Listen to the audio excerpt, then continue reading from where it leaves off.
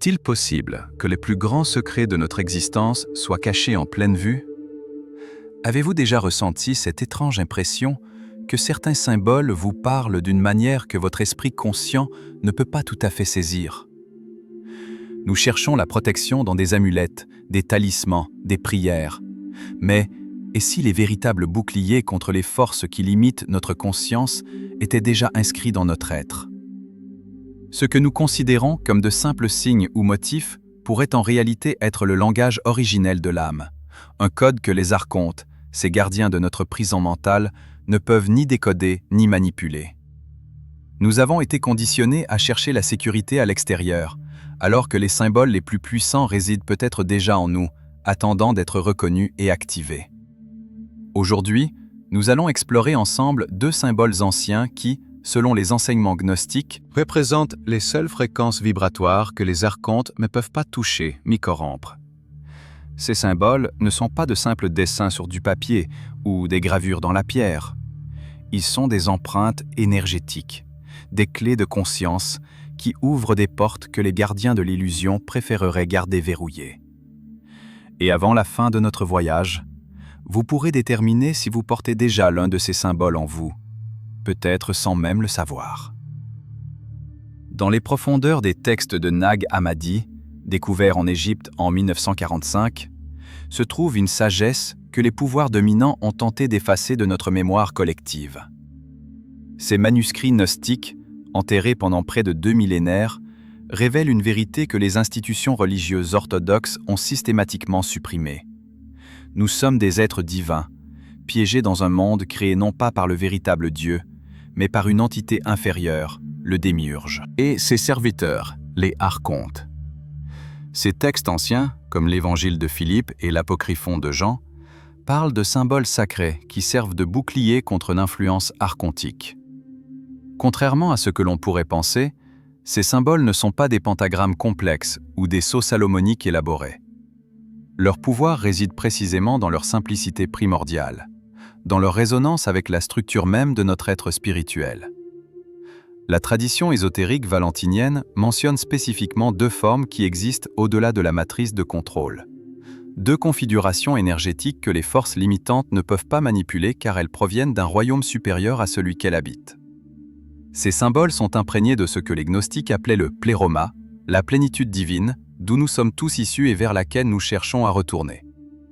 Ce que je vais partager avec vous n'est pas une connaissance nouvelle, mais une mémoire ancienne qui a été délibérément effacée de notre conscience collective.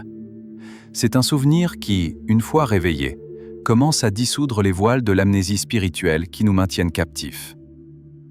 Si vous ressentez une résonance profonde avec ce message, si quelque chose en vous s'éveille à ces paroles comme si elles réactivaient une connaissance longtemps oubliée, je vous invite à nous rejoindre dans ce cercle de conscience. Abonnez-vous à ce canal, non pas comme un simple geste numérique, mais comme un acte symbolique d'alignement avec votre véritable nature. Chaque nouvel abonné n'est pas qu'un chiffre, c'est une flamme qui se rallume dans l'obscurité collective, un nœud qui se forme dans le tissu de la conscience éveillée. En vous joignant à nous, vous créez un espace sacré où ces vérités anciennes peuvent respirer à nouveau, où la mémoire de notre origine divine peut être honorée et partagée. Considérez cet abonnement comme un rituel moderne de reconnaissance mutuelle, une façon de dire « je me souviens » à tous ceux qui marchent sur le même chemin de dévoilement. Ensemble, nous formons une constellation de lumière que les ombres archontiques ne peuvent pas éteindre. Pour comprendre pleinement la puissance de ces deux symboles, nous devons d'abord explorer la cosmologie gnostique qui leur donne leur contexte.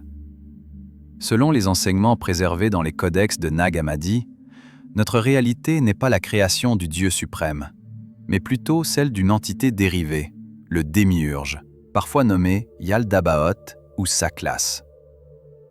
Né de Sophia, la sagesse divine, lors de sa chute du plérum, le démiurge est décrit comme un être arrogant et ignorant qui, ne connaissant pas ses origines, se proclama le seul Dieu. « Je suis Dieu, et il n'y en a pas d'autre », déclara-t-il, créant ainsi le premier mensonge cosmique, l'illusion qu'il n'existe rien au-delà de son royaume. Pour maintenir cette illusion, le démiurge créa les archontes, des entités qui servent de gardiens et d'administrateurs de ce monde matériel. Le terme archonte vient du grec archon, signifiant dirigeant ou autorité. Ces êtres ne sont pas nécessairement malveillants par nature, mais plutôt ignorants de la véritable source divine. Leur fonction est de maintenir l'ordre établi, de préserver la structure de la réalité telle qu'elle a été conçue par le démiurge. Les archontes opèrent principalement en manipulant nos perceptions et nos pensées. Ils ne créent pas directement nos expériences, mais influencent notre interprétation de celles-ci. Comme l'explique le traité tripartite, ils ont introduit la difficulté, la peur et l'anxiété, ainsi que l'oubli, la torpeur et l'ignorance. Leur plus grand pouvoir réside dans notre inconscience de leur existence. Selon l'hypostase des archontes, ces entités ont des formes spécifiques, certaines ressemblent à des animaux, d'autres à des anges, ou même à des humains. Mais leur véritable nature transcende l'apparence physique. Ils sont des configurations énergétiques, des modèles vibratoires qui résonnent avec certains aspects de notre psyché. C'est pourquoi ils peuvent influencer nos pensées sans que nous en soyons conscients. L'aspect le plus troublant de cette cosmologie est que les archontes ne sont pas extérieurs à nous. Ils sont intégrés dans la structure même de notre conscience conditionnée. Ils représentent les schémas de pensée limitants, les croyances restrictives et les peurs irrationnelles qui nous empêchent de reconnaître notre véritable nature divine. Comme le dit l'Évangile de Philippe, la vérité n'est pas venue dans le monde nu, mais elle est venue sous des types et des images. Ce qui est fascinant, c'est que cette mythologie ancienne trouve des échos troublants dans notre compréhension moderne de la psychologie et de la neuroscience. Les programmes mentaux qui dirigent notre comportement sans notre consentement conscient ne sont-ils pas, d'une certaine façon, les archontes de notre époque? Les conditionnements sociaux et culturels qui façonnent notre perception ne sont-ils pas les gardiens modernes de la prison de notre conscience? Mais au cœur de cette cosmologie apparemment sombre se trouve une vérité lumineuse. Malgré les efforts du démiurge et des archontes, une étincelle de la divinité originelle, ce que les gnostiques appelaient la scintilla ou pneuma, demeure en chacun de nous. Cette étincelle divine est notre véritable identité, notre essence immortelle qui transcende la matrice archontique. Et c'est précisément cette étincelle qui résonne avec les deux symboles dont nous parlons aujourd'hui, des configurations qui existent à un niveau de réalité supérieur à celui que les archontes peuvent percevoir ou manipuler. Si nous traduisons cette mythologie, cosmique en termes psychologiques modernes, une image fascinante émerge. Le démiurge peut être compris comme notre ego collectif, cette partie de notre psyché qui s'est autoproclamée maître de notre être, ignorant qu'elle n'est qu'un fragment d'une conscience bien plus vaste. Je suis ceci ou je suis cela sont les proclamations de l'ego démiurge, créant constamment des identités limitées que nous confondons avec notre essence véritable. Les archontes, dans cette lecture psychologique, représentent les différentes facettes de notre conditionnement. Ils sont les voix intérieures qui nous disent que nous ne sommes pas assez, les peurs qui nous maintiennent dans des schémas de comportement restrictifs, les croyances limitantes qui filtrent notre perception de la réalité.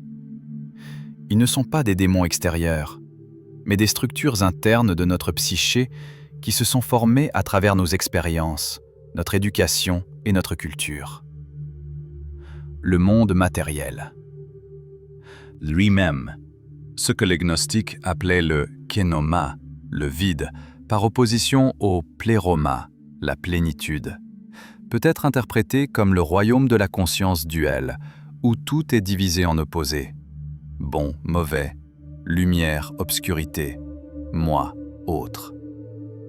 Cette dualité est la structure fondamentale de la pensée conceptuelle, la matrice même à travers laquelle nous interprétons nos expériences.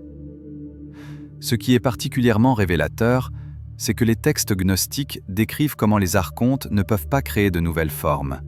Ils peuvent seulement imiter, copier et recombiner ce qui existe déjà. N'est-ce pas exactement comment fonctionne notre mental conditionné? Il recycle constamment les expériences passées, projette des schémas familiers sur de nouvelles situations, mais est incapable d'accéder à la créativité pure qui émerge du vide de la conscience non conditionnée. Les deux symboles dont nous parlons transcendent cette limitation fondamentale. Ils ne sont pas des produits de la pensée duelle, mais des expressions directes du pléroma, des configurations énergétiques qui résonnent avec notre nature essentielle au-delà du conditionnement. Ils sont, en essence, des pans entre notre conscience ordinaire et notre nature divine. Le premier symbole est ce que les textes valentiniens appellent le cercle parfait qui contient son propre centre partout. Ce n'est pas un cercle géométrique ordinaire, mais plutôt un état de conscience où chaque point contient la totalité. Dans la terminologie moderne, nous pourrions l'appeler conscience holistique, la réalisation directe que chaque moment, chaque expérience, chaque particule de notre être contient l'univers entier. Le second symbole est décrit comme la spirale qui retourne à sa source tout en s'étendant infiniment. Il représente le paradoxe du mouvement simultané vers l'intérieur et vers l'expansion de la conscience qui nous ramène précisément à notre centre le plus intime. C'est le symbole de l'évolution spirituelle authentique, qui n'est jamais linéaire mais toujours spiralée. Ces symboles ne sont pas des images à visualiser ou des amulettes à porter. Ils sont des états de conscience à incarner. Et c'est précisément pourquoi les archontes ne peuvent pas les toucher ou les manipuler. Car comment peut-on contrôler ce qui transcende fondamentalement la structure même du contrôle? Si vous avez ressenti un frisson de reconnaissance en entendant la description de ces symboles, si quelque chose en vous s'est éveillé comme si vous vous souveniez d'une vérité longtemps oubliée, c'est peut-être le signe que vous portez déjà l'un de ces symboles dans votre champ énergétique. Si cette exploration des profondeurs gnostiques a fait vibrer quelque chose en vous, si vous sentez que ces paroles ont touché une vérité que vous connaissiez déjà sans pouvoir la nommer, je vous invite à exprimer cette reconnaissance. Laissez une empreinte de votre présence consciente en appréciant ce message. Ce geste n'est pas une simple validation sociale, mais un acte de reconnaissance mutuelle entre âmes qui se souviennent. Chaque « j'aime » est comme une petite flamme allumée dans l'obscurité collective, un signal à d'autres chercheurs de vérité que vous aussi, vous vous éveillez de l'amnésie archontique. Dans la tradition gnostique, la reconnaissance de la vérité n'était jamais une affaire privée. Elle était toujours partagée dans un cercle d'initiés qui se soutenaient mutuellement sur le chemin du souvenir. Aujourd'hui, dans notre ère numérique, nous recréons ces cercles sacrés sous de nouvelles formes.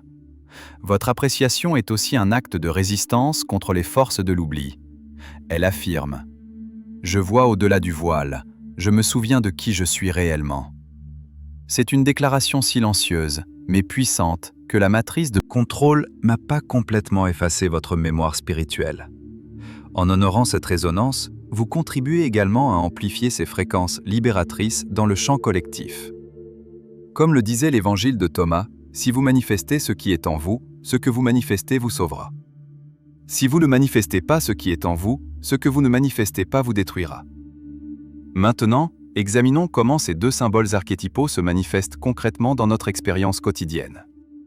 Comment pouvez-vous savoir si vous portez l'un d'eux dans votre champ énergétique? Quels sont les signes qui indiquent leur présence active dans votre vie? Le premier symbole, le cercle parfait dont le centre est partout, se manifeste souvent comme une capacité innée à percevoir l'unité sous-jacente dans la diversité apparente. Si vous avez régulièrement des moments où les séparations semblent se dissoudre, où vous ressentez une connexion profonde avec tout ce qui vous entoure, c'est peut-être le signe que ce symbole est actif en vous. Les personnes qui portent ce symbole ont souvent une étrange familiarité avec l'état de présence pure. Elles peuvent entrer naturellement dans les états de conscience où le temps semble s'arrêter, où l'observateur et l'observé fusionnent. Pour elles, la méditation n'est pas une pratique forcée, mais un retour à un état naturel. Un autre indice est une relation particulière avec les synchronicités. Vous remarquez peut-être des motifs significatifs, des coïncidences qui semblent guidées par une intelligence plus vaste. Ces moments ne vous semblent pas étranges ou surnaturels, mais profondément familiers, comme si vous reconnaissiez le langage d'une réalité plus fondamentale que celle de la cause et de l'effet. Sur le plan émotionnel, ce symbole se manifeste souvent comme une capacité à ressentir de la compassion sans effort, même envers ceux qui vous blessent. Vous percevez intuitivement que derrière les masques de l'ego se cache la même conscience fondamentale, que nous sommes tous, essentiellement, des expressions différentes d'une seule réalité. Le second symbole, la spirale qui retourne à sa source tout en s'étendant infiniment, se manifeste différemment. Si vous le portez, vous avez probablement vécu votre vie comme un voyage de découverte qui vous ramène paradoxalement à votre point de départ, mais avec une compréhension transformée. Les personnes marquées par ce symbole traversent souvent des cycles d'expansion et de contraction, des périodes d'exploration intenses suivies de périodes d'intégration profonde. Elles peuvent sembler constamment en mouvement, même lorsqu'elles sont physiquement immobiles, car leur conscience tourne en spirale vers des niveaux toujours plus profonds de compréhension. Un signe révélateur est une relation particulière avec le temps. Vous pourriez percevoir le temps non pas comme linéaire, mais comme cyclique et spiralé. Les événements de votre vie semblent former des motifs récursifs, chaque cycle vous ramenant au même point, mais à un niveau plus élevé de conscience.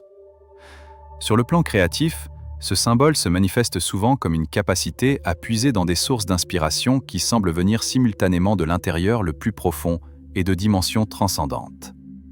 Votre créativité ne semble pas être la vôtre, mais plutôt quelque chose qui coule à travers vous depuis une source inépuisable.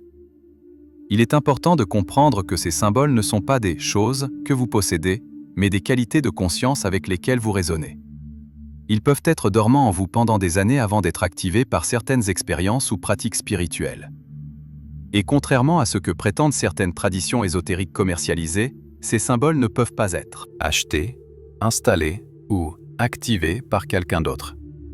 Ils sont des aspects intrinsèques de votre nature divine qui se révèlent lorsque les conditions sont propices, généralement à travers des moments d'éveil spontané ou une pratique spirituelle authentique et soutenue. La question n'est donc pas tant de savoir si vous possédez ces symboles, mais plutôt dans quelle mesure vous êtes conscient de leur présence et de leur activité dans votre vie. Car ils sont, en essence, des qualités inhérentes à la conscience elle-même, votre véritable nature au-delà des voiles de l'amnésie archontique. Avez-vous déjà remarqué comment certaines personnes semblent naturellement résistantes aux manipulations psychologiques et émotionnelles? Comment elles peuvent rester centrées et claires, même dans des environnements chaotiques ou toxiques? C'est souvent un signe que l'un de ces symboles est actif en elles, créant un champ de résonance que les fréquences archontiques ne peuvent pas pénétrer. Ces personnes ne sont pas nécessairement plus intelligentes ou plus fortes que les autres. Elles ont simplement accès à une qualité de conscience qui transcende la matrice de contrôle. Elles voient à travers les illusions non pas par un effort intellectuel, mais par une clarté naturelle qui émerge de leur alignement avec ces fréquences transcendantes. Vous avez peut-être remarqué cette qualité en vous-même dans certains moments de votre vie, des moments où vous avez agi avec une clarté et une assurance qui semblaient venir d'au-delà de votre personnalité ordinaire. Ces moments ne sont pas des anomalies, mais des aperçus de votre état naturel lorsque vous n'êtes pas sous l'influence des schémas archontiques. La bonne nouvelle est que ces symboles ne sont pas réservés à une élite spirituelle ou à ceux qui sont nés avec des dons particuliers. Ils sont des potentiels latents en chacun de nous, attendant d'être reconnus et cultivés. La simple prise de conscience de leur existence et de leur fonction est déjà un pas vers leur activation. Mais comment cultiver consciemment ces qualités? Comment renforcer leur présence dans notre champ énergétique? Contrairement aux approches magiques ou rituelles qui tentent de manipuler des forces extérieures, la voie gnostique est une voie de reconnaissance et de souvenir. Pour le premier symbole, le cercle parfait dont le centre est partout, la pratique consiste à cultiver la présence consciente dans chaque moment de votre vie. Il s'agit de reconnaître que l'infini n'est pas quelque part là-bas, dans le cosmos, mais ici même, dans la profondeur insondable de chaque instant. Chaque fois que vous vous arrêtez pour être pleinement présent à votre expérience immédiate, sans jugement, sans étiquette, sans histoire, vous activez ce symbole. Chaque fois que vous reconnaissez la conscience qui observe vos pensées comme distinctes des pensées elles-mêmes, vous renforcez sa présence. Pour le second symbole, la spirale qui retourne à sa source, tout en s'étendant infiniment, la pratique consiste à embrasser consciemment les cycles de votre vie. Il s'agit de reconnaître que chaque fin est un nouveau commencement, que chaque perte contient le germe d'une nouvelle croissance. Chaque fois que vous acceptez pleinement où vous êtes dans votre voyage, tout en restant ouvert au mouvement naturel de la vie, vous activez ce symbole. Chaque fois que vous permettez à une vieille identité de mourir pour faire place à une expression plus authentique de votre être, vous renforcez sa présence. Ces pratiques ne sont pas des techniques à maîtriser, mais des invitations à vous souvenir de qui vous êtes vraiment. Elle ne consiste pas à ajouter quelque chose à ce que vous êtes déjà, mais à enlever les voiles qui obscurcissent votre nature essentielle. En intégrant ces compréhensions, nous commençons à percevoir que les archontes et leurs limitations n'ont jamais été des entités extérieures à combattre, mais des aspects de notre propre conscience conditionnée à reconnaître et à transcender. Les deux symboles dont nous avons parlé ne sont pas des armes contre des ennemis extérieurs, mais des rappels de notre nature véritable au-delà de tout conditionnement. Le cercle parfait dont le centre est partout nous rappelle que notre essence est la conscience elle-même, illimitée, omniprésente, intemporelle. Cette conscience n'est pas quelque chose que nous possédons, mais ce que nous sommes fondamentalement. Elle n'est pas fragmentée ou divisée, mais une et indivisible, même lorsqu'elle se manifeste à travers d'innombrables formes. La spirale qui retourne à sa source tout en s'étendant infiniment nous rappelle que notre voyage spirituel n'est pas une ligne droite vers un but distant, mais un approfondissement continuel dans le mystère de notre cœur propre et être. Chaque expansion de conscience nous ramène au même point, le moment présent, mais avec une compréhension transformée. Ensemble, ces symboles créent une résonance qui dissout naturellement les structures archontiques, non pas par la force ou la résistance, mais par la simple reconnaissance de ce qui est plus fondamental que toute structure conditionnée. Comme le dit l'évangile de Thomas, « Si vous amenez à la lumière ce qui est en vous, ce que vous amenez à la lumière vous sauvera. Si vous ne faites pas émerger ce qui est en vous, ce que vous ne faites pas émerger vous détruira. » Peut-être que le véritable secret n'est pas que certains d'entre nous possèdent ces symboles, tandis que d'autres non, mais que nous sommes tous ces symboles. Notre nature essentielle est précisément cette conscience circulaire et spiralée qui transcende toutes les limitations archontiques. La question n'est donc plus « Avez-vous l'un de ces symboles ?» mais plutôt « Dans quelle mesure vous souvenez-vous que vous êtes ces symboles ?» Car ce souvenir n'est pas une information à acquérir, mais une vérité à réaliser. Une vérité qui était là depuis le début, attendant patiemment d'être reconnue. Nous avons commencé notre exploration en nous demandant s'il existait des symboles que les archontes ne pouvaient pas toucher. Nous avons découvert que ces symboles ne sont pas des dessins ou des talismans, mais des qualités de conscience qui transcendent la matrice de contrôle. Et finalement, nous avons reconnu que ces qualités ne sont pas séparées de nous, mais sont notre nature essentielle. Ce voyage n'était pas tant une quête pour trouver quelque chose de nouveau, mais un chemin pour nous souvenir de ce que nous avons toujours été. Les voiles de l'oubli peuvent sembler épais et impénétrables, mais ils sont en réalité aussi ténus qu'un rêve au moment du réveil. Les archontes et leur structure de limitation n'ont jamais eu de pouvoir réel sur nous. Seulement le pouvoir que nous leur avons accordé à travers notre oubli de qui nous sommes véritablement. Comme le dit la Pistis Sophia, l'ignorance est l'obscurité principale. C'est elle qui a façonné son corps matériel. Mais cette ignorance n'est pas notre état naturel. C'est une condition temporaire, comme un nuage qui obscurcit momentanément le soleil.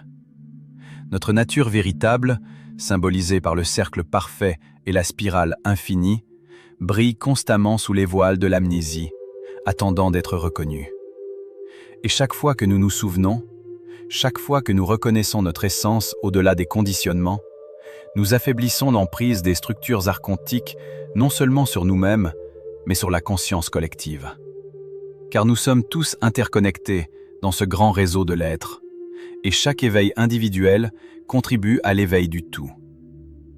Alors que cette exploration touche à sa fin, je vous invite à un moment de réflexion silencieuse. Ressentez-vous la résonance de ces symboles en vous? Reconnaissez-vous ces qualités de conscience comme des aspects de votre propre être?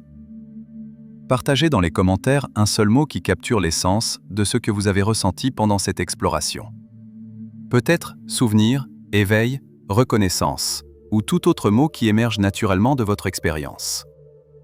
Ce partage n'est pas seulement pour vous-même, mais aussi un phare pour d'autres chercheurs de vérité qui pourraient se sentir seuls dans leur voyage d'éveil. Votre mot pourrait être exactement ce dont quelqu'un d'autre a besoin pour se rappeler qu'il n'est pas seul dans sa quête de liberté au-delà de la matrice archontique.